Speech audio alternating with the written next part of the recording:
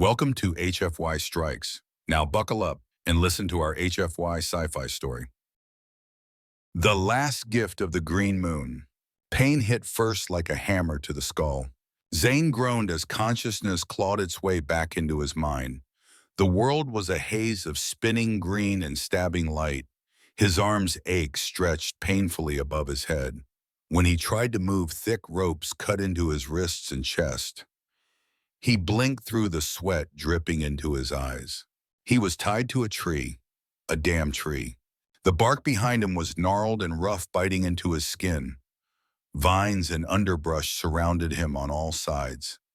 Massive alien leaves hung overhead, filtering red-tinted sunlight from a sky he didn't recognize.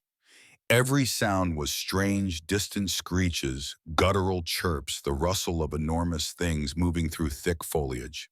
"What the hell?" he muttered, voice hoarse and cracked. Then it hit him. Zeta Reticuli, the mining mission. He was with a recon team from Orion Corp tasked with scouting mineral-rich terrain on an uncharted planet. Last he remembered, he was hacking his way through a thicket scanner, buzzing like crazy. Then nothing. A blow to the head. A trap. His memory was a blur. Now he was here, alone, bound, shirtless, and clearly not in control. Panic clawed at the back of his throat, but he forced it down. "Think," he whispered to himself. "Panic's a great way to die fast." He tested the ropes. Thick natural fiber. Wet. Not easy to snap without leverage. Whoever tied him up knew what they were doing. Then movement. Rustling leaves. Something or someone was coming. Zayn's heartbeat spiked. He tensed, muscles coiled. No weapon. No escape. All he could do was brace. A figure emerged from the shadows, and Zayn's breath caught in his throat. She moved like liquid shadow, silent, feline, deliberate. Her skin was a deep emerald green, glistening with moisture, and sunlight flawless as polished stone. A mane of long, silvery white hair framed a sharp, regal face with slanted violet eyes that gleamed like twin stars. She wore what barely passed for armor, a leather bikini that hugged every curve of her athletic, sculpted body. Her abs rippled as she stepped forward, feet bare, body smeared in streaks of dark paint, like some ritualistic war paint. Beautiful, dangerous, completely alien. Zayn's mouth went dry. "Well," he muttered under his breath, "if this is death, at least it's got style." The woman approached without a word, head cocked slightly as if studying prey. Her eyes scanned him from face to foot, lingering on his chest, his wounds, the flex of his arms straining against the ropes. There was no mistaking the gleam in her gaze. It wasn't curiosity, it was assessment, like a predator deciding where to bite first. Zayn mustered his best nervous grin. "Hey, I'm flattered by the hospitality, but I usually prefer dinner before bondage." No reaction, not a twitch. "Right," he added dryly, language barrier. He tried gesturing toward his tied hands, tilting his head toward the ropes, miming, "Cut me loose." She stepped closer. So close he could smell her, a heady mix of earth sweat and something floral. Her hand lifted, not to his bonds, but to his chest.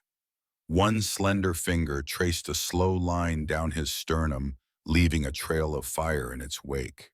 Zayn shivered. "Okay," he whispered, "definitely not here to negotiate." Then she spoke. It wasn't English.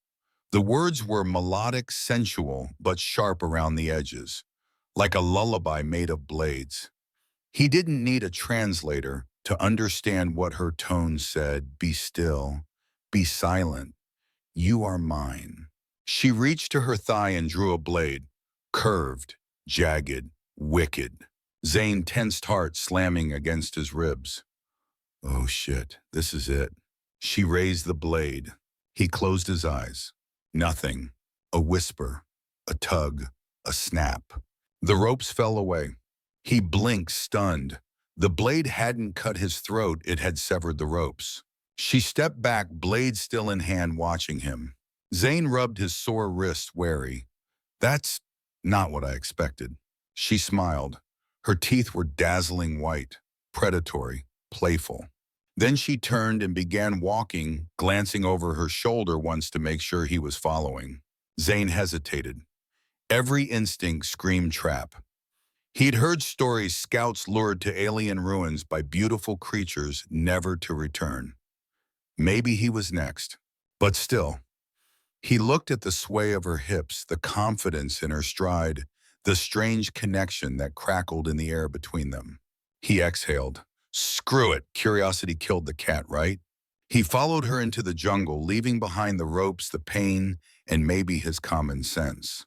Whatever lay ahead, he could feel it deep in his bones. This was only the beginning. The jungle swallowed them whole. Zayn pushed through thick vines and ferns, trailing behind the emerald-skinned woman whose name he didn't know. The foliage brushed against his bare arms, sticky with sweat and sap. Strange bird-like calls echoed overhead, deep warbling tones followed by high-pitched chittering. Insects the size of his palm darted between blooms that glowed faintly in the dim filtered light. He was still barefoot, still shirtless, still very much in a place that didn't feel real.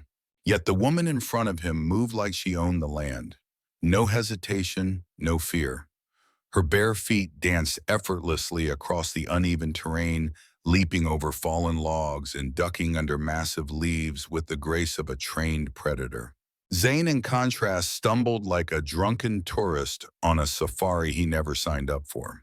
She glanced back once, her silver hair catching the sunlight, and smirked just enough for him to catch it. "You're enjoying this," he muttered, brushing a thorn from his leg. She didn't answer, of course, just kept moving. Minutes passed, maybe hours. It was impossible to tell. The jungle didn't operate on a clock, but eventually the trees parted. Zayn froze.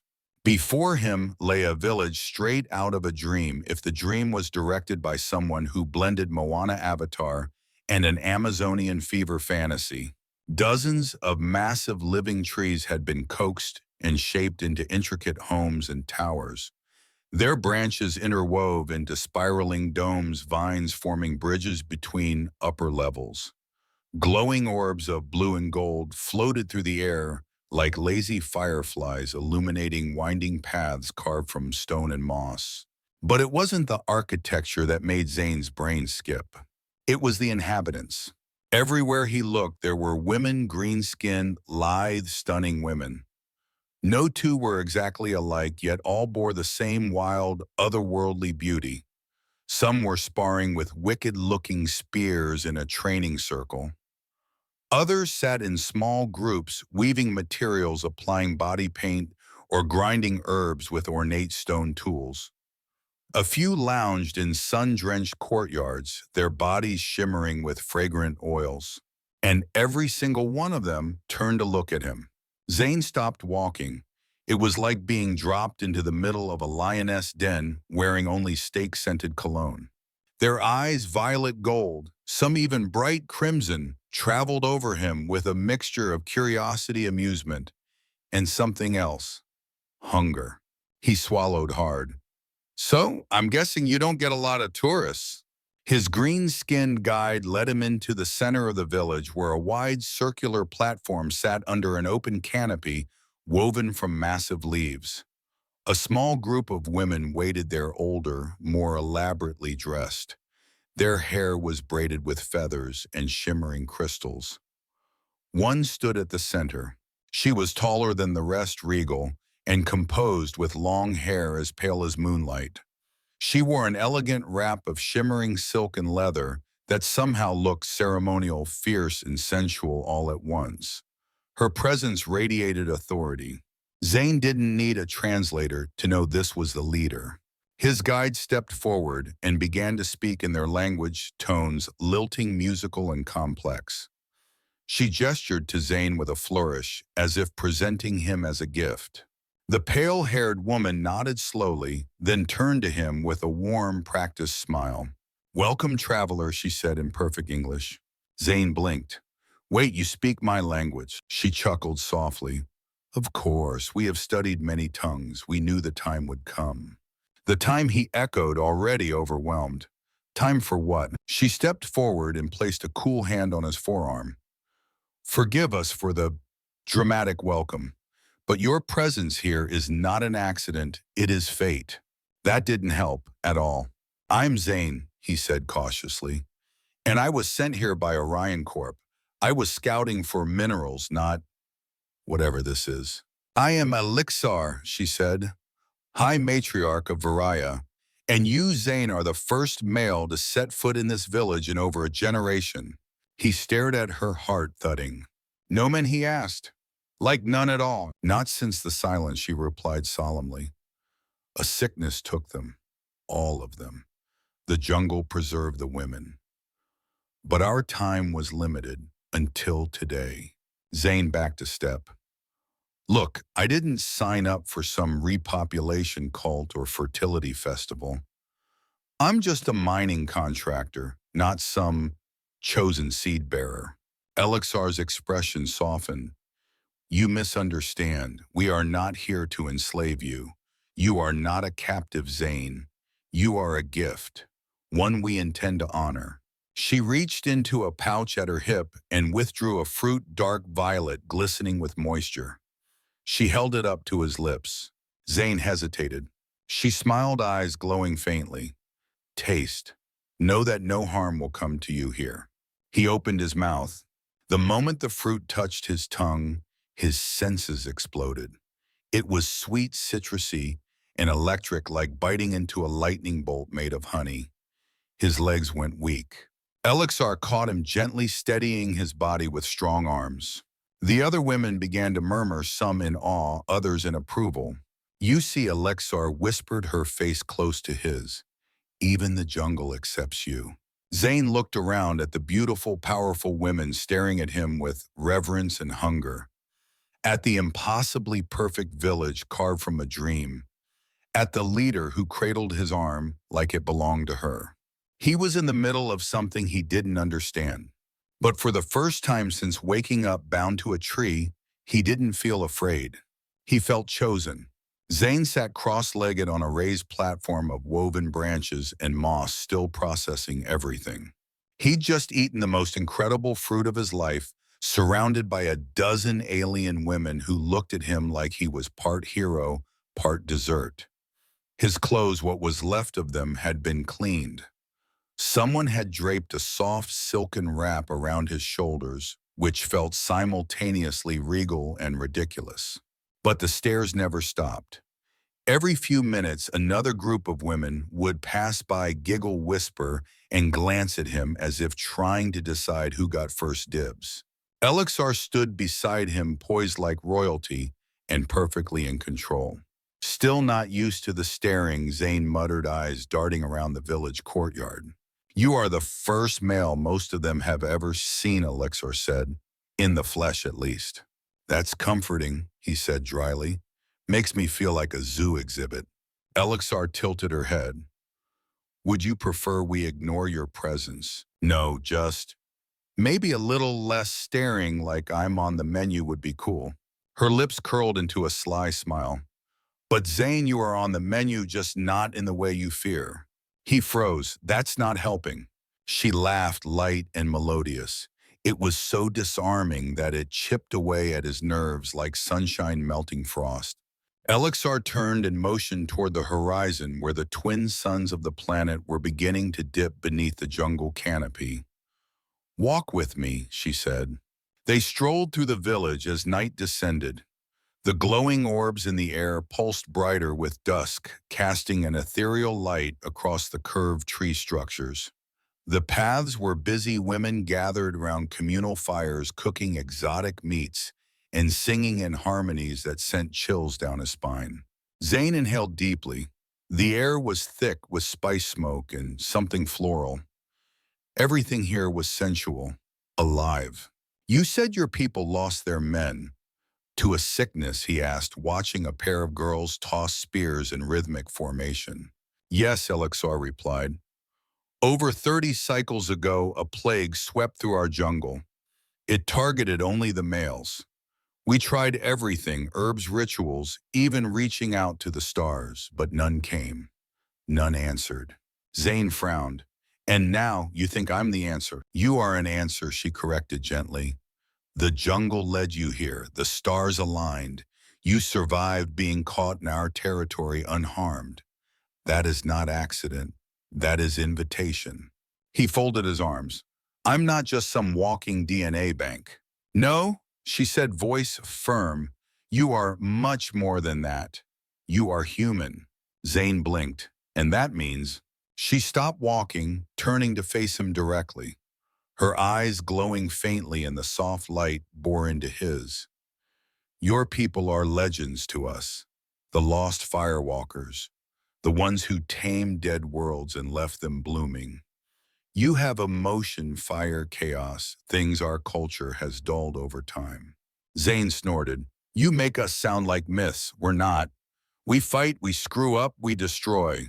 And still she said you love, you endure, you adapt. Her fingers brushed his. We do not ask you to save us, only to live among us, to learn, to share, to awaken what we've forgotten. That silenced him. He looked around at the village, no walls, no weapons, no angry shouts, no men yelling over each other. It felt like peace, but also stagnation, like something vital had been missing here for far too long. How would this work? He asked after a long silence. Elixar's eyes softened. You would not be forced. That is not our way. But we hoped that as you lived with us, learned our rhythms, your heart would guide you. You want me to fall in love with a culture. She smiled, or with someone in it. Zayn hesitated. And if I decide I want to leave, she stepped closer, close enough that he could feel her warmth. Then we will help you return. And remember you always. You are not a prisoner, Zayn. You are a possibility. The tension in his shoulders eased a bit. All right, then I want to know more about you, your people, your beliefs. She tilted her head. Then you must begin with the fire circle. The what now? She gestured toward a ring of carved stones on the far side of the village. It is where our people speak truth. Sit, listen, share. Tonight they will speak of the silence, and they will ask who you are. A spotlight moment, fantastic. Do I need to prep a speech? She laughed again. Just be human, that will be enough. Zayn followed her toward the stone circle, his heart hammering. Not because of fear, but because something had shifted. This wasn't about being trapped anymore. It was about choosing. The villagers gathered under the stars. One by one, they told their stories of lost survival, the aching emptiness left behind when the last male had faded. No bitterness, just memory held with grace. Then it was his turn. Zayn stood slowly, every eye fixed on him. My name's Zayn Carter, he began, voice steady despite the nerves. I come from Earth, a place that's messy, loud, and never sits still. We argue, we love, we break, we build again. We screw up a lot, but we try. He paused, scanning the faces. I didn't expect to find peace here, or beauty, or warmth. But I did. And I don't know if I'm some cosmic answer or just a lost miner who got lucky, but I want to learn. I want to understand, and I won't run. There was silence. Then Elixir stood, placing her hand on his chest. Her voice rang clear. Tonight we do not welcome a savior.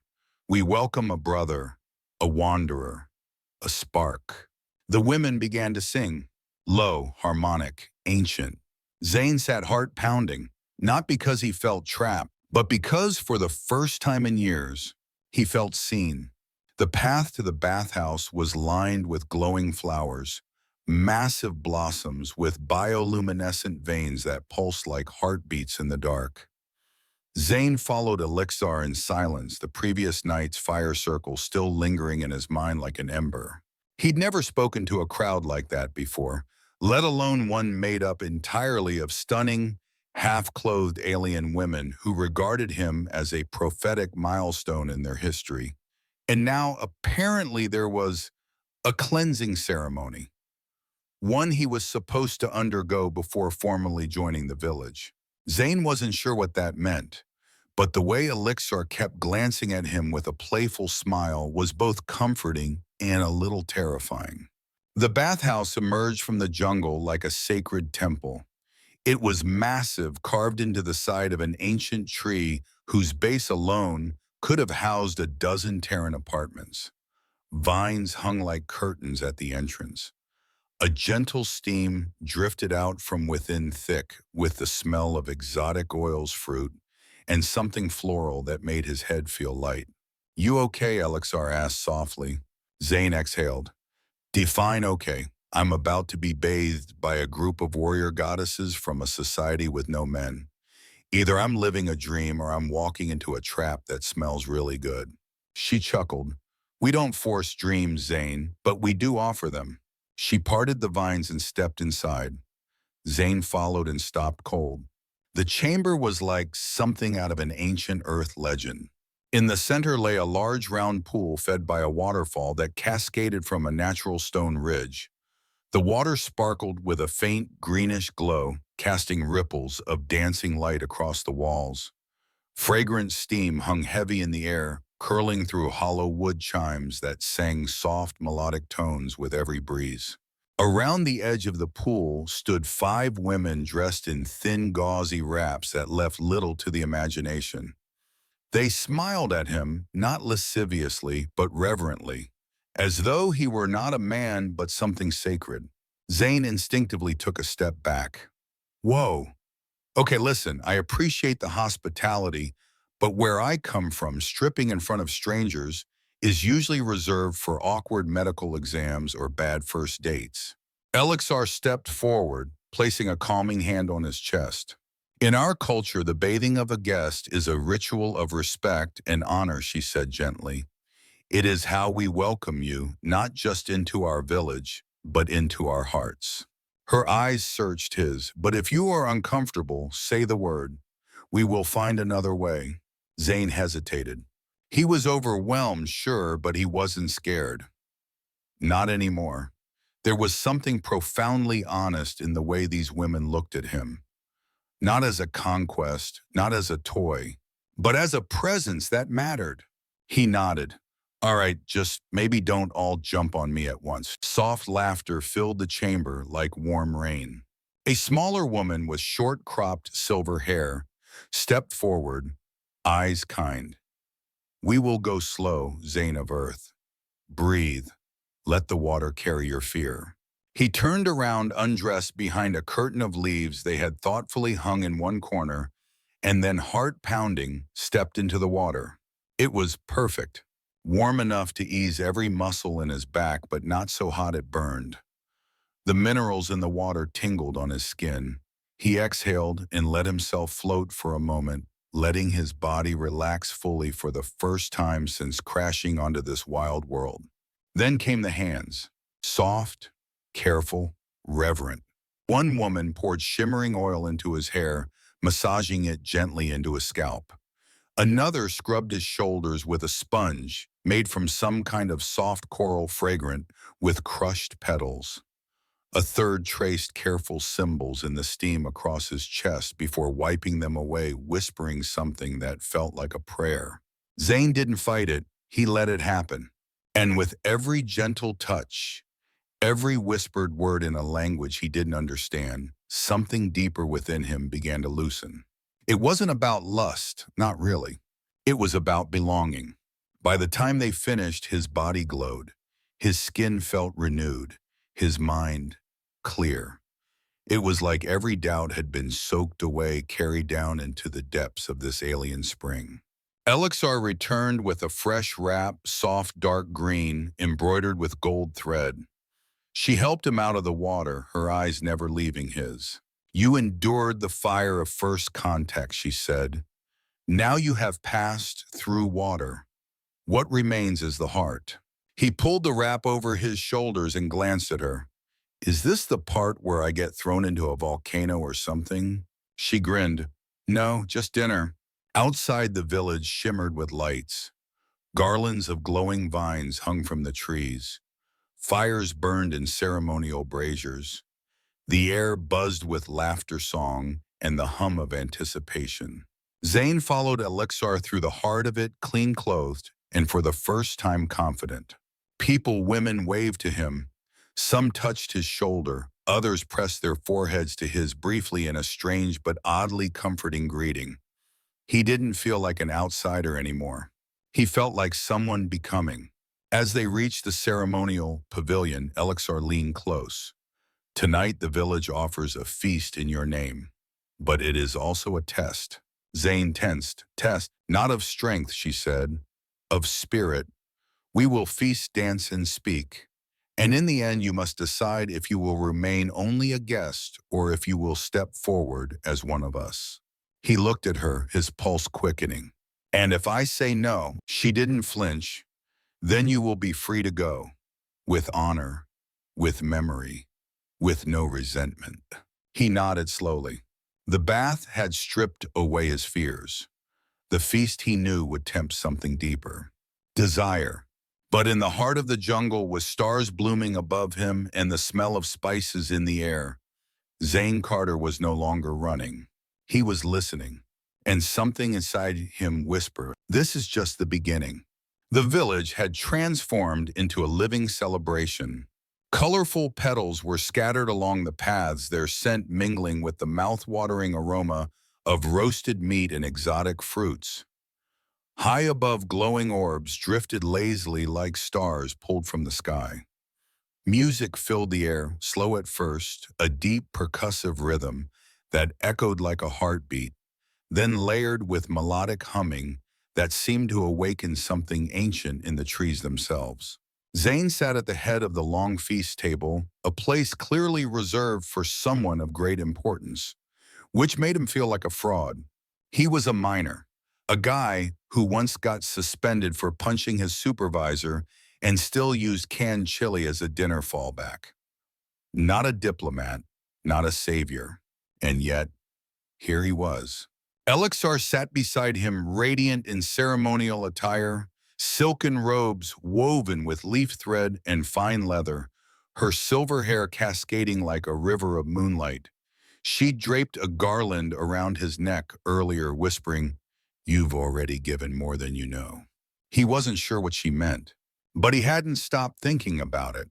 Dishes were brought forward, trays of steaming meat from animals he couldn't name, bowls of jewel-toned fruit, nectar-filled cups carved from pale wood.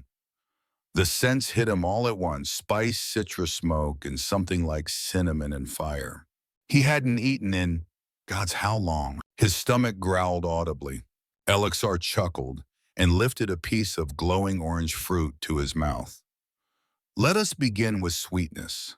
He opened his mouth. Flavor exploded on his tongue, bright, tangy, effervescent. It tasted like passion fruit mixed with lightning. He moaned softly, eyes fluttering shut. Across the table, women giggled. He opened his eyes embarrassed, but Elixir looked pleased. Your reactions are unfiltered, she said. It is a gift. Zayn smiled awkwardly. You just haven't seen me with hangry rage yet. Then the music shifted. Drums grew louder. Women rose from the outer circles and began to dance. Not like humans, not choreographed. This was tribal, primal hips, swaying in perfect synchronicity, arms moving like water eyes locked on him. It wasn't lewd. It was powerful, magnetic. And they were dancing for him. Zayn swallowed. His skin tingled. Part of him wanted to stand and run. Another part wanted to drop to his knees in awe. Elixir leaned in, her voice a whisper. This is the dance of claiming. If you were one of our own, you would dance in return. Yeah, about that, he muttered. I've got 2 left feet and trauma from middle school breakdancing competitions. She smirked. Then be still. Let them speak through movement. As he watched, the women told a story of loss, of hope, of a long wait under twin moons, and finally of a star that fell into their jungle like a gift. A single figure represented him, cloaked in glowing paint. When she knelt before a circle of sisters, the dancers encircled her, joining hands, raising her up. Zayn realized this wasn't just a celebration. It was an invitation. The dance ended, the music slowed, silence fell like a curtain. Elixir stood. Her voice rang out across the pavilion, strong, sure, and echoing with command. "My sisters," she said, "we gather not just to feast but to witness. A stranger has come to our world. He has not conquered. He has not fled. He has listened. He has felt. And tonight we ask, will he choose more?" Zayn's heart thundered. Elixir turned to him, her expression unreadable. "Zayn of Earth," she said, "you were not born of our soil, but the jungle did not resist you. You bear no obligation yet. You have not turned away. You have spoken with truth and accepted our ways. And now we ask you, will you step forward, not as visitor, but as one of us?" The entire pavilion held its breath. He stood slowly, not because he was ready, but because the moment demanded it. "I didn't come here to be a symbol," he said. "I didn't even come here on purpose." He looked out at their eyes, wide, shining open. "But something happened. You didn't just heal me. You saw me, every piece, even the broken ones." He turned to Elixir. "So yes, I'll step forward, but not as a Gaur hero, just as me." Elixir smiled, and for the first time it was soft, vulnerable, real. She extended her hand. "Then comes Zayn of Earth. Let the fire know your name." As he took it, cheers erupted around them, and the feast began in earnest. The days that followed, the Feast of Fire blurred into something surreal and sacred, like living inside a dream wrapped in emerald leaves and starlight. Zayn awoke each morning in a woven hammock suspended beneath flowering trees, the scent of crushed herbs and warm fruit drifting through the air. He had his own space now, a circular platform in one of the upper boughs surrounded by hand-woven drapes. But he was never alone. Each day, a different woman of the village came to guide him, not to seduce or pamper him, but to teach. These were not idle beauties. They were warriors, scholars, herbalists, musicians, and dancers. And Zayn, he was their student. The huntress came first. Her name was Kyra, a tall woman with piercing crimson eyes and a body that moved like a jungle cat. She barely spoke, but when she did, her words cut sharp and true. "Track the wind," she whispered, guiding his hand to the soil. "See where it has touched." They moved through the jungle on silent feet. She taught him to identify predator scents, to follow broken twigs and leaf patterns, to hold his breath, and become invisible when a three-horned beast thundered past them. At dusk, she handed him a spear. "You are no longer prey, Zayn. Now you learn to stalk." He didn't kill that day, but he understood the rhythm of survival, the trust in instinct. Next came Thalea the healer. Gentle and reserved, her skin shimmered with soft golden undertones. She led him to the village's sacred gardens, circular plots of glowing plants, each with properties as mysterious as the stars. "These heal," she said, placing a translucent leaf on a cut on his hand. It closed in seconds. She taught him to mix poultices, grind petals, and speak softly to the leaves as he crushed them. "Everything listens," she said, "even the jungle, even pain." Zayn learned how to pull toxins from blood, how to mend a broken limb, how to lower a fever without a whisper of modern tech. In her presence, he learned gentleness. Then came the storyteller, old enough to be grandmother, wise enough to carry generations of myth in her eyes. She didn't ask him to speak. She simply began. "The moons once danced as sisters," she said, "by firelight, but one loved a comet and fell behind." Her stories were oral paintings of gods made of flame of stars that wept children of ancient rites, and wars fought not with weapons, but with dreams. Zayn listened absorbed and sometimes added his own. He told them of Earth, of a blue sky no one questioned, of skyscrapers, like glass trees, of music and machines, and fire trapped in circuits. They laughed. They cried, they asked again and again. In those moments, Zayn was not just a guest. He was a bridge. But none challenged him like Elixir. With her lessons were unpredictable. One day she sparred with him, using twin blades moving so fast he barely kept up. Another day she would sit cross-legged with him on a cliff edge, speaking of stars and solitude. "You came to us afraid of being consumed," she told him once. But fear is often a mask for yearning, yearning for what he asked. She looked at him, eyes heavy with something unsaid.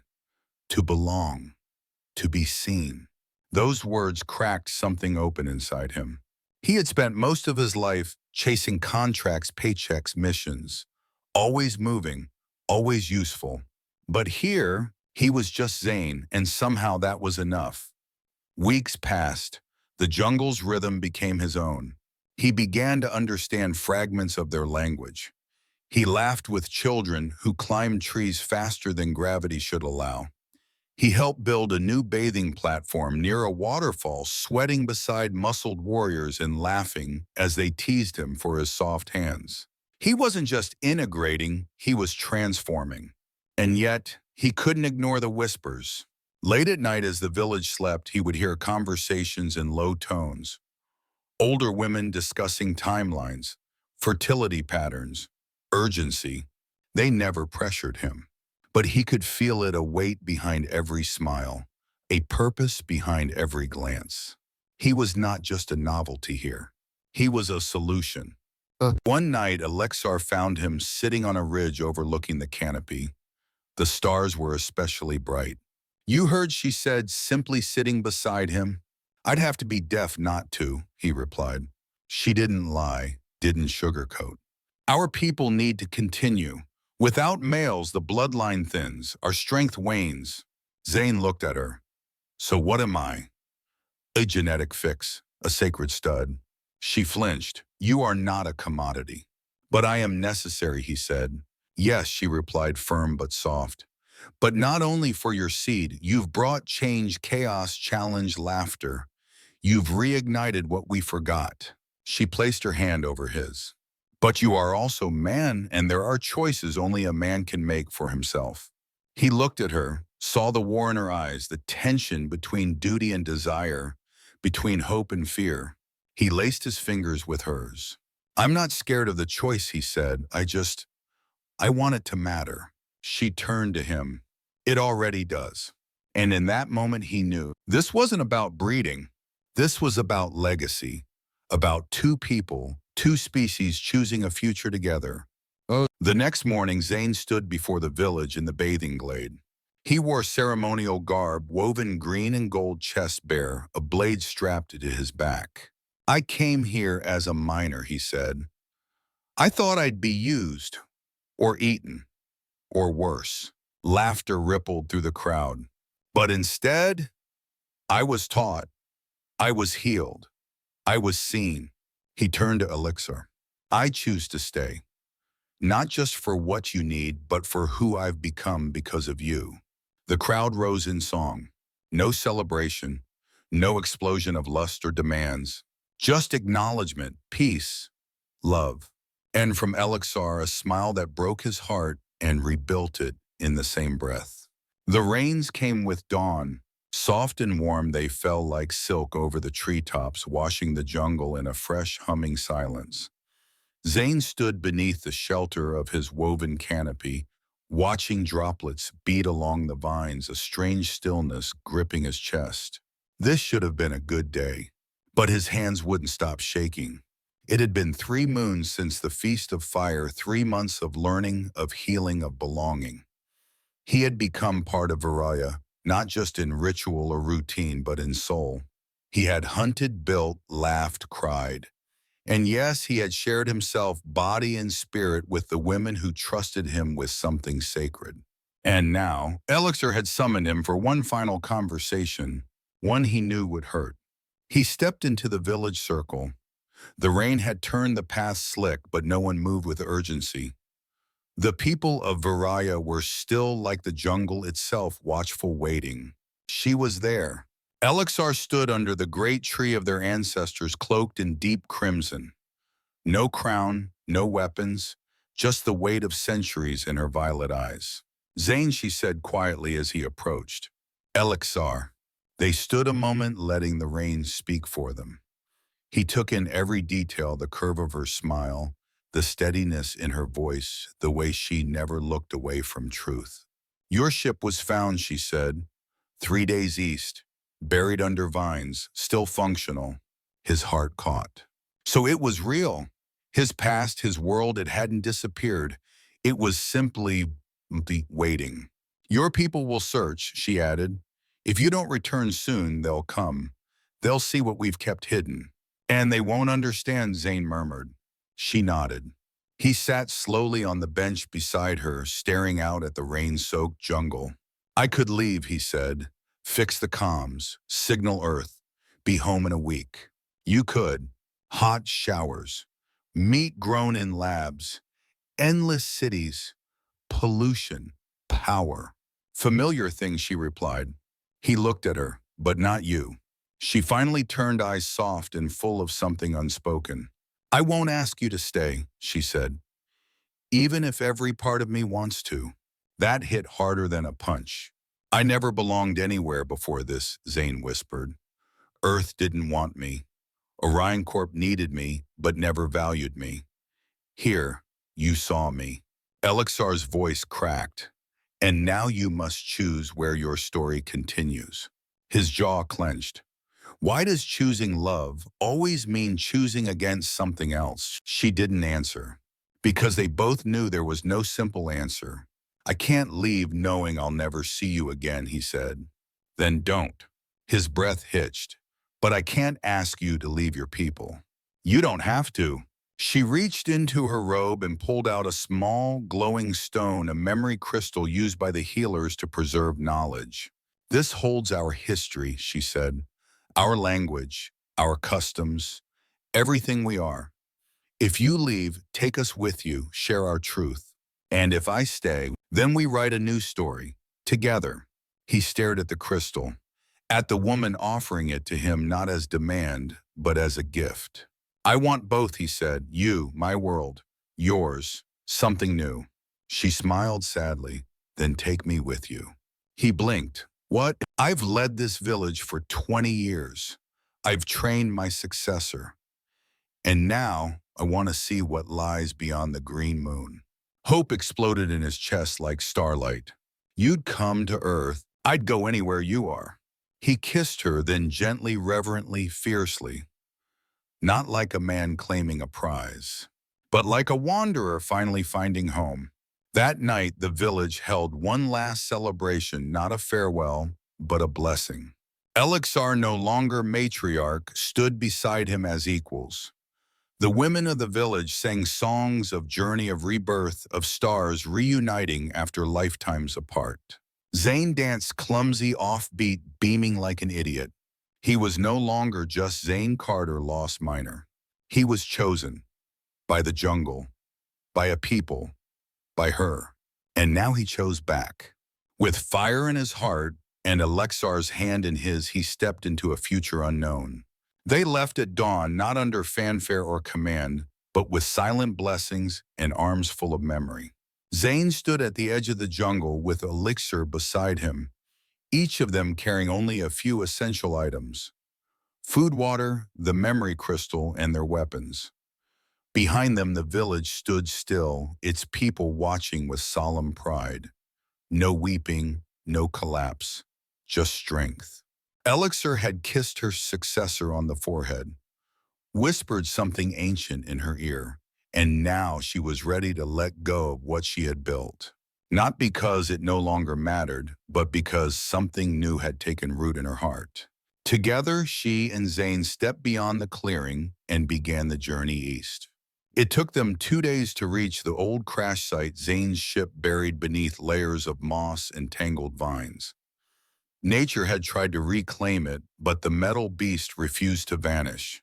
He had nearly forgotten how cold and lifeless Terran tech could look next to the warmth of Varia. Still standing, he muttered, brushing a hand across the hull. Elixir tilted her head. It looks dead. He grinned. Oh, she's sleeping. Watch this. He slid the access panel aside, powered up the reserve cells, and with a groan and flicker, the lights inside blinked back to life. Elixir stepped back instinctively. It's alive. In a way, he said, but not like the jungle. This doesn't breathe. It obeys. She nodded. Then let's show it a new kind of command. The ship took a day to patch. Zayn worked tirelessly, rewiring damage from the crash, cursing the outdated firmware, and reprogramming the comms to mask their departure from satellite scans. Elixir helped where she could, learning fast, adapting faster. By dusk, they had power, water, environmental systems, and just enough propulsion to get them off-world. Inside the cockpit, they stood shoulder to shoulder. One button, Zayn said, finger hovering. We hit this and the world changes. Elixir smiled, sliding her hand over his. Then let's change it. The engines flared, kicking up a storm of leaves and pollen as the ship rose from the jungle canopy. The treetops parted like waves below them. The green moon shrank slowly beneath the clouds. Zayn looked out the viewport, breath hitching as the stars blinked into view one by one. And in that moment, leaving behind the only peace he'd ever known, he didn't feel like he was abandoning something. He felt like he was becoming something greater. They broke atmosphere in minutes. Zayn set a course toward Earth's outer relay, adjusting speed to avoid long-range scans. He had no intention of explaining his passenger to the UN Interstellar Immigration Council just yet. Elixir reclined in the co-pilot seat, marveling at the controls. You move through stars the way we move through roots. He smirked. We're clumsy about it, but we get there eventually. Like you. He laughed. Hey, harsh but fair. She leaned back, closing her eyes. I always thought our stories would end when a man returned to Varaya, she said quietly. But maybe it was never about one world being saved. Maybe it's about two being changed. Zayn nodded. Not just by survival, by connection. Weeks passed. They crossed star systems together, visiting abandoned colonies, refueling in hidden outposts, evading corporate patrols who wanted to find Zayn for unauthorized contact. Every night they slept side by side, not as savior and queen, not as alien and human, but as two souls who had found each other despite the void. Elixir taught him how to speak in Varayan fluently. Zayn taught her how to eat processed chocolate without making a face. She taught him how to feel silence without needing to fill it. He taught her how to laugh until her stomach hurt.